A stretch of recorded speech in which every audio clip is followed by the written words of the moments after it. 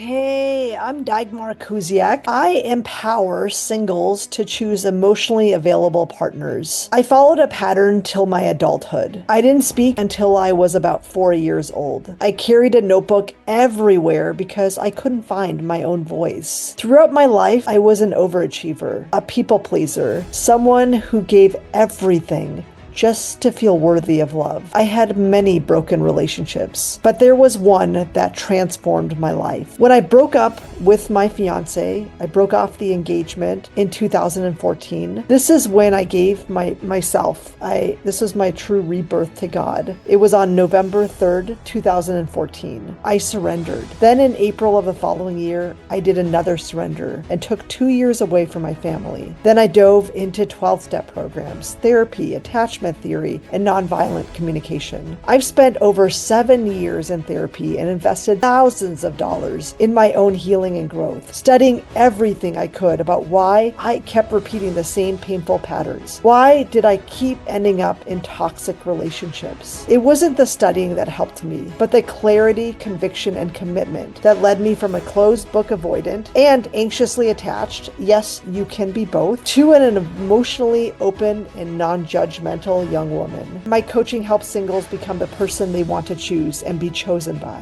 not through dating apps or chasing chemistry, but by doing the inner work to break free from anxious and avoidant patterns, set boundaries, and communicate in ways they build trust. Each episode of this podcast is designed to help you find yourself first, because when you stop abandoning yourself for others, when you trust your intuition again, when you show up in conflict without shutting down, that is when lives are transformed. That is how true love stories came into existence. I went on a date last month with a guy from Bumble. He was 6'3".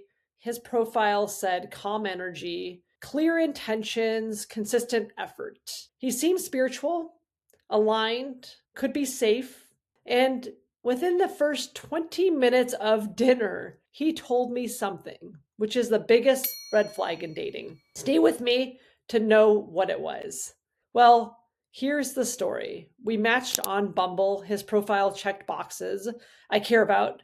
Said he was kind, happy with his life, communicative. He said he meditates, believes in God. I was intrigued. We had a 40-minute FaceTime before meeting. I told him about moving from Houston to Iowa, how it wasn't just a move for me, it was a God nudge.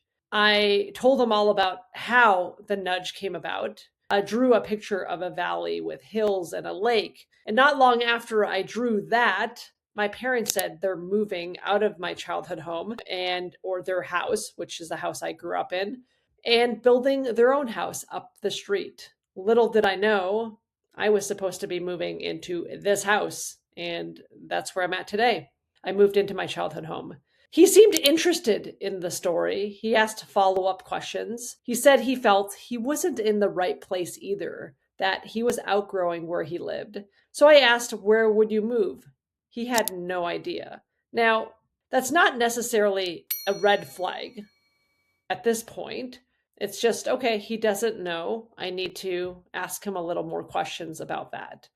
But what happened afterwards, or after our call, is he asked me to dinner. I said yes. We made plans for a sushi spot in Iowa City, and that's where things started to unravel. Here's what happened. Within the first part of the conversation, he got fixated on two things: the fact that I hadn't been in a relationship in 5 years and that I'm abstinent. He kept circling back to it, saying how hard that must be, pressing on in this weird, almost performative way, like he was trying to crack a code or prove a point. And then came the line I mentioned earlier. He said he only dances with women if he's getting some that night. I just looked at him. Seriously? That one sentence, that he's only dancing with women if he's getting some that night, that one sentence told me something, well, pretty much everything I needed to know. His energy was not calm, it wasn't kind, and he definitely wasn't happy with his life like his profile claimed. He also mentioned maybe moving to San Diego in 1 to 2 years.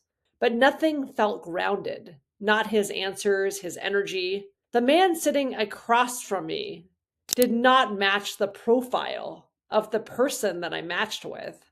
The profile didn't match this person. And that's what hit me. I had rushed. Let me break this down, because this isn't just one bad date. It's more of a pattern I see in myself, and maybe you'll see it in yourself too. First, I didn't ask enough questions before meeting. I got excited, I saw the surface level alignment, his good looks, his charm, and I moved fast. But excitement isn't discernment. Chemistry isn't compatibility. And a good FaceTime call doesn't mean someone is emotionally available. Had I slowed down, I would have asked, what does spirituality mean to you? Where do you plan to move, and what does that look like for you? What are you actually looking for right now? Those aren't small questions, they're clarity questions, and I skipped them. Secondly, I went outward before going inward. After the date, I immediately called two girlfriends and told them everything. They meant well. They gave me advice, lots of advice, but honestly, it left me more confused because I hadn't sat down with myself first. I hadn't checked in with God.